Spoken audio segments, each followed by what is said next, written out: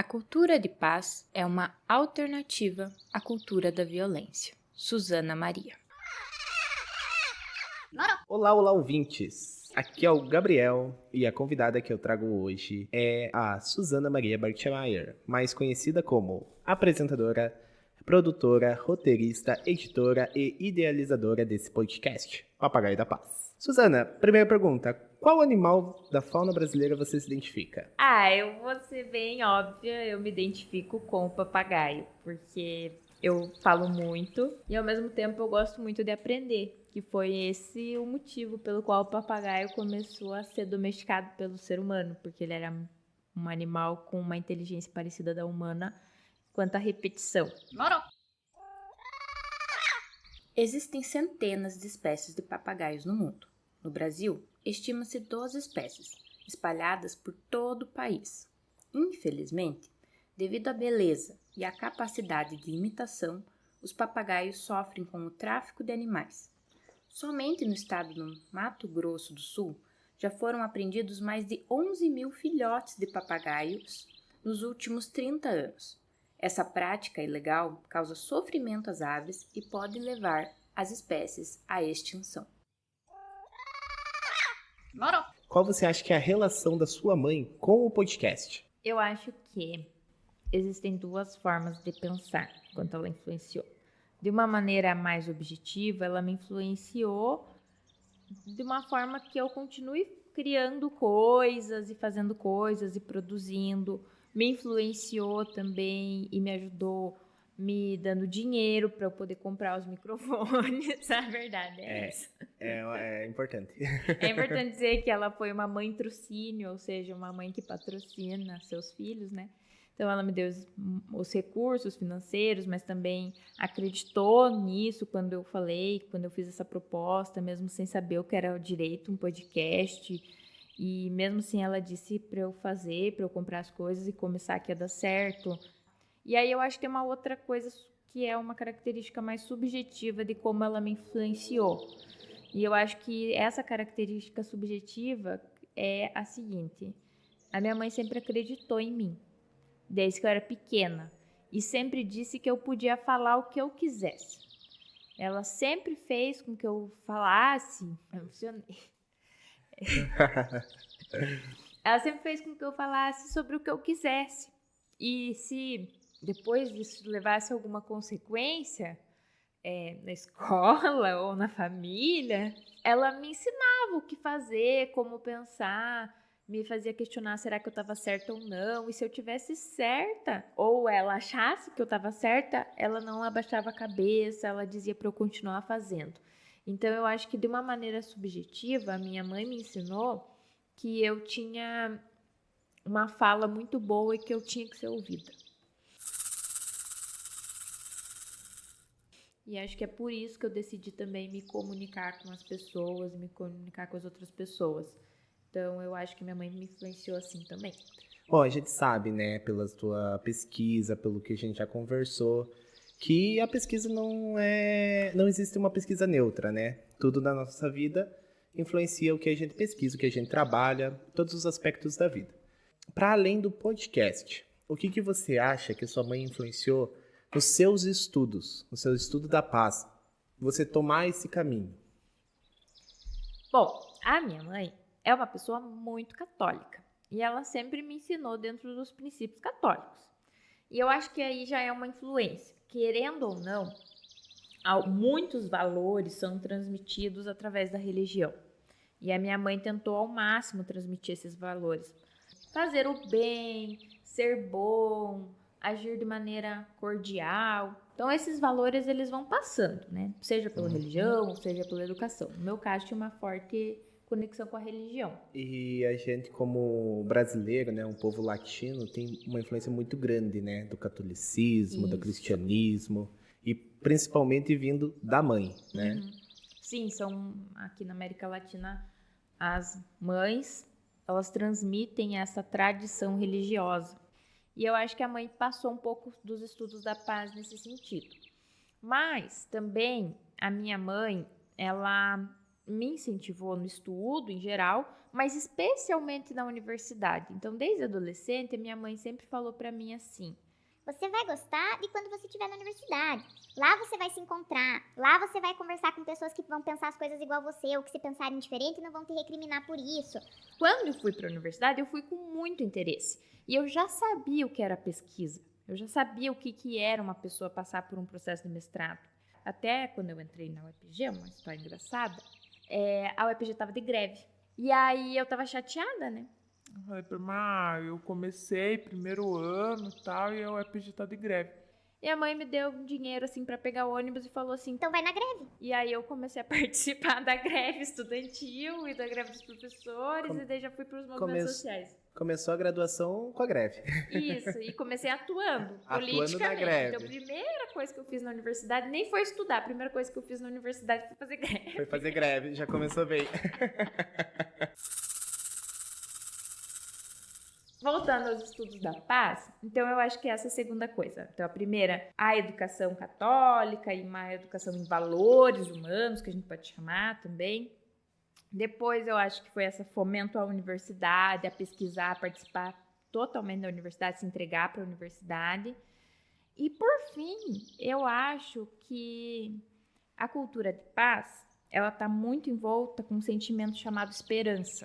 Porque você pode estudar a violência, mas se você estudar a violência com a esperança de que não haja mais violência, de que as pessoas vivam as suas vidas sem interrupções traumáticas, você precisa de esperança. E aí você começa a estudar a cultura de paz. A minha mãe também é essa questão da esperança, porque tudo que a minha mãe viveu, tudo que ela passou com nós, se ela não tivesse tido esperança de que as coisas um dia ficariam melhores, como realmente ficaram e como hoje a nossa família, eu digo, consegue viver, eu acho que eu não teria também essa esperança, essa perspectiva de que as coisas podem melhorar. E agora que eu já consegui emocionar, tirei uma lágrima aqui, eu queria perguntar, vamos para a nossa próxima pergunta. O que você define como a cultura de paz? O que é? Para o nosso ouvinte aqui, o que é cultura de paz? Por que esse podcast? Por que estudar a paz? Então, são muitas perguntas. Então, a primeira questão, né? Porque o que é a cultura de paz? Hoje, eu compreendo que a cultura de paz é uma proposta política para se enfrentar a cultura da violência. Então, primeiro entender que hoje a estrutura, o paradigma que nós vivemos é da cultura da violência. A violência ela é transmitida no noticiário, ela é transmitida na internet, ela é transmitida na oralidade, né, no vocábulo, nas conversas, e ela é naturalizada, mas ela não é natural. Então, nós naturalizamos xingar o outro, machucar aquela pessoa pelas características dela, falas que transmitem a violência que nos é naturalizada, são histórias de guerras que são contadas com grandes louvores, em vez de se contar a versão dos lutos, dos fardos, das dores. Então, nós naturalizamos uma cultura da violência. E a cultura da paz é uma proposta política para que se haja de maneira alternativa à violência. Isso não significa que nunca mais haverão conflitos.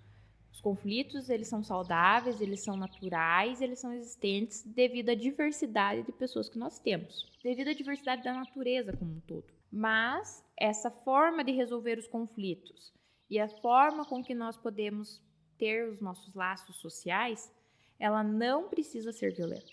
Ela pode ser uma forma transformadora, uma forma criativa. E é isso que a cultura de paz estuda. Então, tem pessoas que estudam a cultura de paz como um todo, outras estudam resolução de conflitos de forma não violenta, outros estudam comunicação não violenta, outros educação para a paz, mas todos estão dentro dessa abordagem que seria essa ideia, essa alternativa, um caminho que seja sustentável, que permita a todos viverem as suas vidas de maneira plena. E o que te levou a estudar isso? Na verdade, quem me levou foi a Agatha Túlio. Eu queria fazer mestrado. E aí, eu queria fazer em Ciências Sociais Aplicadas. Só que durante minha graduação em Direito, eu nunca senti, assim, que me contemplava o direito parecia que não me contemplava, parecia que eu não estava bem na vibe ali do negócio. Eu sentia que o direito era falho. Daí eu fui ver quem tinha para orientar no mestrado. E aí tinha muito professor de direito, de serviço social, alguns professores que eu não conhecia, professores da educação física, e uma das pessoas que tinha era o Ney Alberto Salles Filho. E aí, quando eu estava fazendo a matrícula para a inscrição, a Ágata, minha amiga, trabalhava comigo no Núcleo Maria da Penha como assistente social. E eu estava fazendo a inscrição e ela estava junto comigo nesse momento. E aí ela falou assim... Nossa, tem o Neisso! Então ela já conhecia o professor Ney.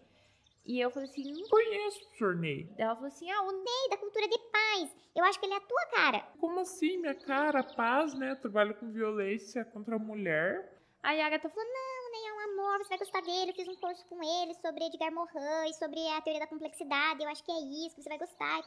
Aí ela falou, eu vou te passar algumas coisas do curso para você dar uma olhada. Aí ela me passou, eu gostei, eu achei realmente que tinha a ver comigo. Li algumas coisas que o Ney tinha publicado, uns artigos em umas revistas e tal, e achei, é isso aí mesmo, contempla a violência doméstica, vou tentar com ele, cultura de paz e violência doméstica. E aí eu fiz a inscrição pro mestrado. Passei, deu certo. Aí começou a orientação. Aí eu fui me aprofundando mais. Naquele momento, eu ainda não me sentia assim também preparada para estudar cultura de paz. Ainda era meio distante para mim. Então eu decidi que eu queria estudar educação em direitos humanos, que era um caminho que eu vislumbrava, uma perspectiva que eu vislumbrava e que contemplaria a cultura de paz. E eu queria estudar direitos humanos e violência na universidade nesse momento. Porque depois eu saí do Núcleo Maria da Penha, eu comecei a trabalhar na Pró-Reitoria de Assunto Estudantil, e daí lá eu tive mais acesso aos alunos, então eu e o meu orientador achamos que seria mais interessante mudar a perspectiva da minha pesquisa para algo que eu estivesse trabalhando com, que era com a educação superior. Só que aí eu trabalhei com a violência, trabalhei com a questão da educação em direitos humanos, e percebi durante esse processo que a única maneira que as coisas poderiam... A única não, né? Mas uma maneira forte que as coisas poderiam se modificar era através da cultura de paz. Que era mais do que educar em direitos humanos. A cultura de paz deveria transbordar a ideia da universidade. Ela tinha que superar esse conhecimento apenas universitário. Ela tinha que chegar nas pessoas, porque se as pessoas não souberem que existe uma possibilidade de paz, se elas não imaginarem, elas não vão construir. Então o caminho foi primeiro mestrado, você fez estudando violência. E a partir desse estudo sobre violência é que você decidiu, entendeu que o próximo passo seria estudar a cultura de paz e essa cultura de paz transbordando a universidade. Não só restrita à academia. Isso, foi isso mesmo. Então, mesmo desde o primeiro ano do mestrado, já tendo contato com a teoria da cultura de paz e escrevendo sobre, eu não tinha mergulhado. Eu estava só com a pontinha do pé, sentindo a temperatura. E aí eu decidi mergulhar. E qual a relação disso com o podcast? Por que fazer um podcast? O que você acha? Está relacionado com o que na cultura de paz? Então, o podcast teve duas questões também. A primeira questão se deve que eu não ouvia podcast. Eu não gostava de podcast. Até que daí eu comecei a escutar primeiro do Mano Brown. Foi o primeiro que eu comecei a escutar. O Mano a Mano, né? Isso, Mano a Mano o nome. E eu amei. Eu amei porque eram pessoas que eu gostava, que eram entrevistadas. Umas eu não conhecia, acabei conhecendo também, amei. E eu gostava muito do jeito que o Mano Brown perguntava as coisas para as pessoas, fazendo uma ponte, construindo uma ligação entre o que as pessoas têm na cabeça delas, né? Muitos intelectuais, pessoas com uma vivência extraordinária, outros que eram de outros ambientes culturais e tudo mais. E ele fazia essa ligação entre o que essas pessoas falavam e o que as pessoas populares falam, pensam, querem saber, né? Então eu gostei muito da formato da entrevista. E aí, a partir desse podcast, comecei a ouvir outros. E comecei a gostar. Achar legal, achar interessante, achar um meio rápido e informal de se comunicar qualquer coisa, né? Morou. Teve o ponto teórico, que foi a leitura do livro Produção Horizontal do Conhecimento. E aí, quando eu comecei a ler esse livro da Produção Horizontal do Conhecimento, da Sarah Berkin, eu pensei, tá aí. Eu pensei, é isso aí. E lá ela dizia uma coisa, né? Nesse livro ela diz que conhecimento, ele tem várias autorias, ele tem várias vozes. Não só a do pesquisador, a do pesquisado, a das pessoas que convivem com o pesquisador e com o pesquisado. Pesquisado não, né? Então, o sujeito e o investigador, eles têm... A fala deles não é só deles, né? É de uma conjuntura. E de outras pessoas. Então, existem várias autorias para o conhecimento. E também para o conhecimento científico. E aí, isso foi... lá no livro não falava isso, mas isso foi fomentando assim, uma nuvem na minha cabeça de...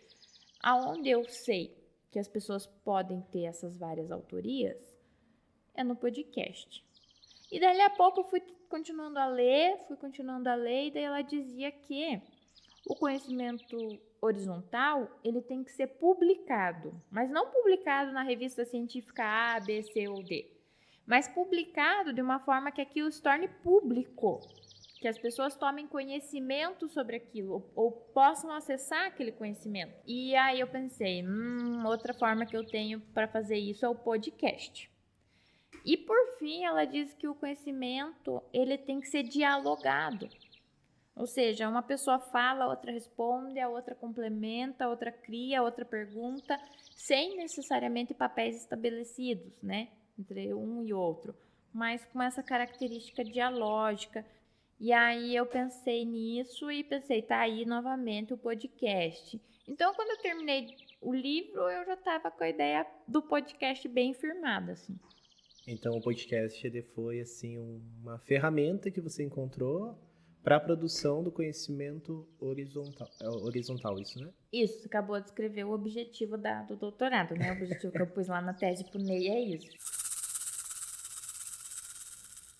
A gente discutiu um pouquinho por que usar o podcast, né? Mas antes disso, você falou um pouquinho sobre a cultura da violência, a cultura da paz. Você pode explicar um pouquinho mais pra gente essa diferença, esse antagonismo? Não sei dizer se seria exatamente isso. Você pode explicar um pouquinho para nós? Bom, a cultura de paz, ela é na minha opinião, como eu coloquei aqui, é uma postura política, um projeto político, porque ela tem um objetivo de resgatar um valor humano da convivência e entender as raízes da violência. É primeiro pressuposto, né? Então, número 1, a violência não é natural. Número 2, a paz não é um estado natural e permanente. A paz é uma construção contínua. E como construção, alguém tem que construir. Não vai cair do céu. Assim como a gente pode dizer que também, então, a violência é uma construção contínua. Isso, a violência também é uma construção contínua. Não é naturalizada. Não é natural, ela é naturalizada. Ambas são contínuas, isso. Pode ser naturalizada ou não, mas todas têm que ser construídas. Isso, exatamente, tem que ser construídas. Só que a gente tem uma prática de construir a violência. E essa prática, ela está tão disseminada de ficar construindo essa violência que a gente não percebe que a gente está fazendo isso. Mas a gente está. Como qualquer outra coisa que você faz todo dia, você não percebe que está fazendo, mas você está. Entendendo que a paz vai ser construída, tem que ser construída no cotidiano, alguns elementos são importantes. O primeiro elemento é a convivência. O ser humano, ele é um ser de convivência. O ser humano é um ser político, né? Diria o Aristóteles. Como diria Aristóteles, o ser humano é um ser político. Mas ele é um ser de convivência. E essa convivência, ela pode se instaurar de uma forma positiva ou não. E a melhor forma de se instaurar de maneira positiva é através do diálogo. E para que se tenha o diálogo, para que as pessoas conversem e se entendam, precisa da escuta. Então a gente fala muito assim sobre lugar de fala, mas pressupõe-se que para ter um lugar de fala tem que ter um lugar de escuta. E trabalhar a escuta é entender que em determinados momentos as pessoas deverão fechar os olhinhos e escutar.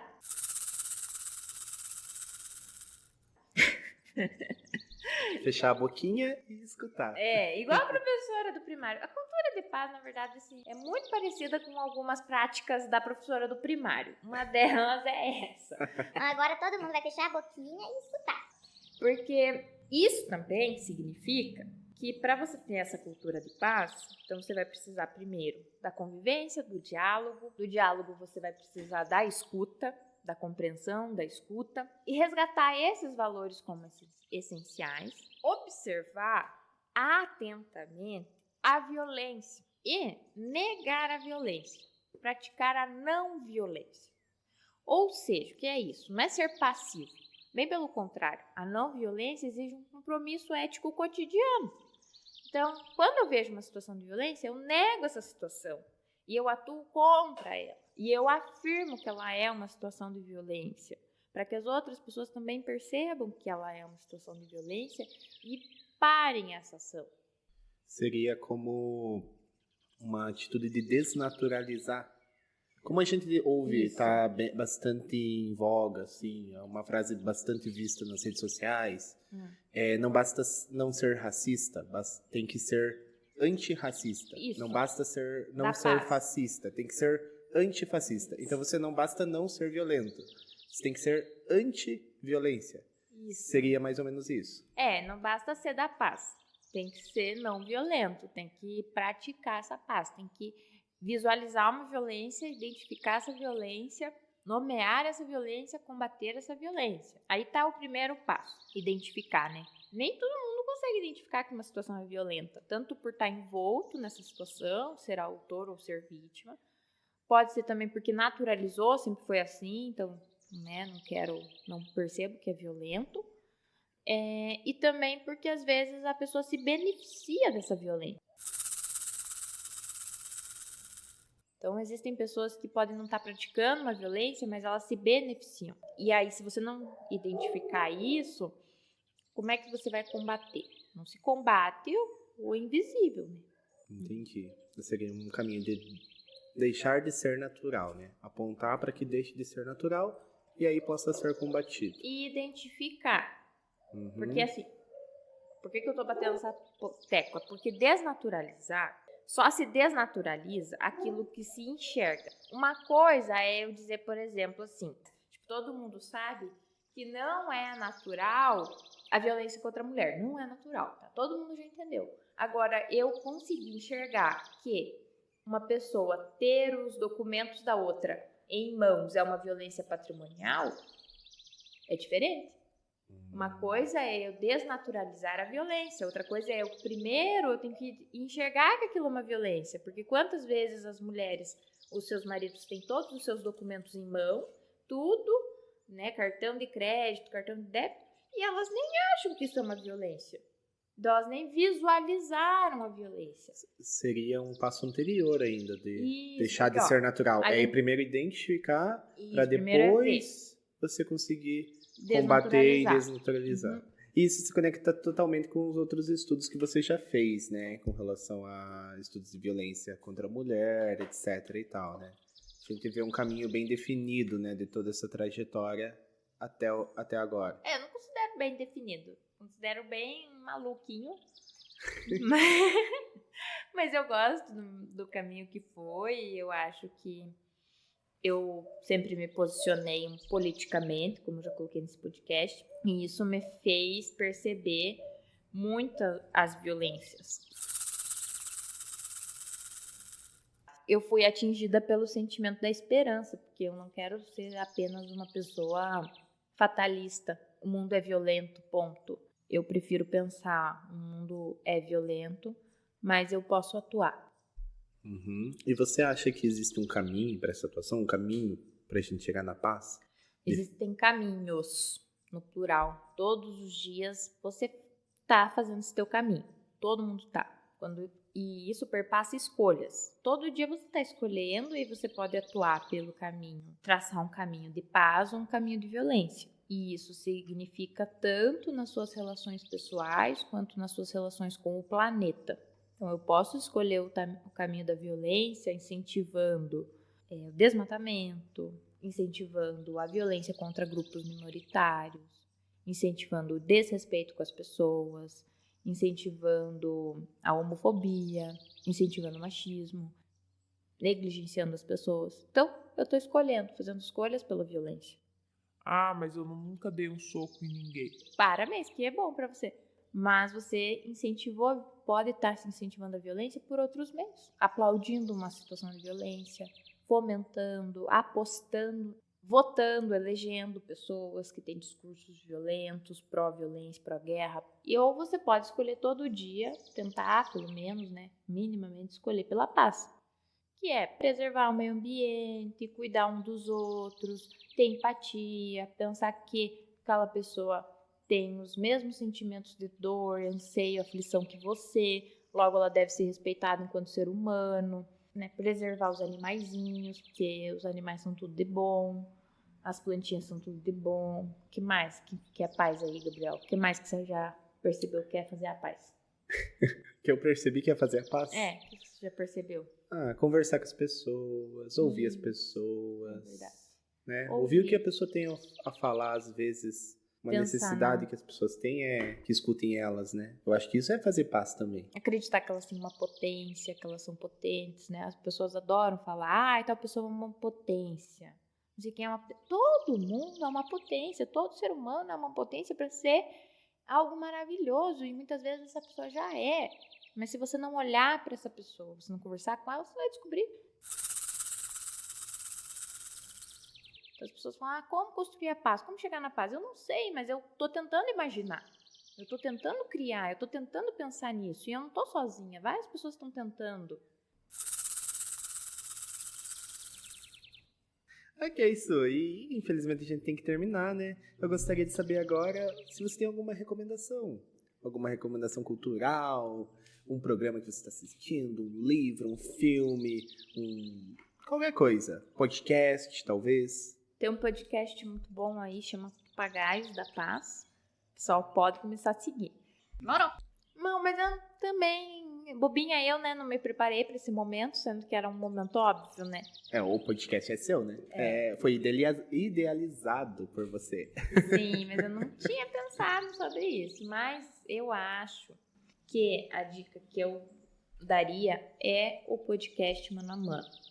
Ficar nesse mundo de podcasts e indicar. Porque foi o podcast que eu mais gostei de ouvir, que eu mais me interessei pelo que era um podcast e comecei a escutar outros, foi esse. Demorou. Acho que até poderia passar a palavra para você encerrar ele. Muito obrigada, Gabriel. Foi um prazer papagaiar com você hoje. Eu desejo que você e os nossos ouvintes tenham excelentes voos. E até a próxima. Um beijo! Um beijo, até mais. Demorou.